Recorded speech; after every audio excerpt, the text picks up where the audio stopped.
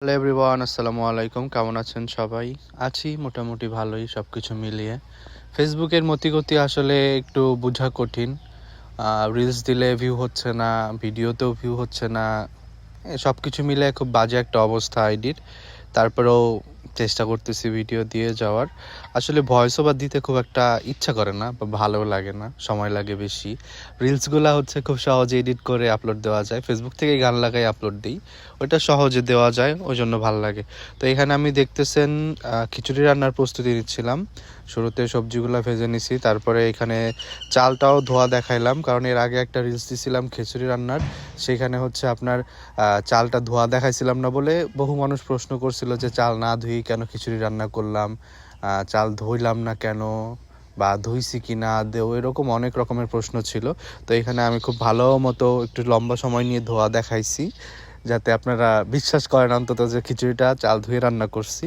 তো তারপরে হচ্ছে মশলা বলতে হচ্ছে পেঁয়াজ মরিচ রসুন একসাথে ভুনে, তারপর হচ্ছে তার মধ্যে চাল ডাল সব একসাথে দিয়ে কিছুক্ষণ কষায় নিয়ে তারপরে হচ্ছে পানি দিয়ে একদম সিম্পলভাবে যেভাবে রান্না করে, এরপর বলক উঠলে তার মধ্যে হচ্ছে সবজিগুলা দিয়ে পানিটা শুকিয়ে নিয়ে ধনেপাতা দিয়ে রান্না করে নিয়েছি। আর এখানে হচ্ছে চালের সাথে আমি 2 রকমের ডাল নিচ্ছি, মুসুর ডাল আর মুগ ডাল।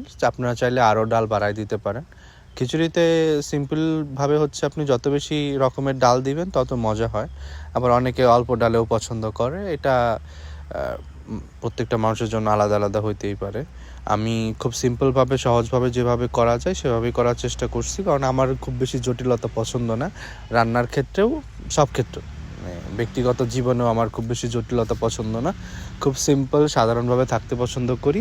রান্নাবান্নার ক্ষেত্রেও তাই, সিম্পল সাধারণভাবে রান্নাবান্না করার চেষ্টা করি।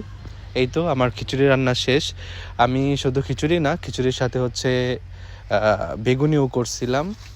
তো এই তো আজকের মতো এইটুকুই। ভালো থাকবেন সবাই, আর ভিডিওটা ভালো লাগলে অবশ্যই লাইক কমেন্ট শেয়ার করতে ভুলবেন না, আর একটা ফলো দিতেও ভুলবেন না। টাটা।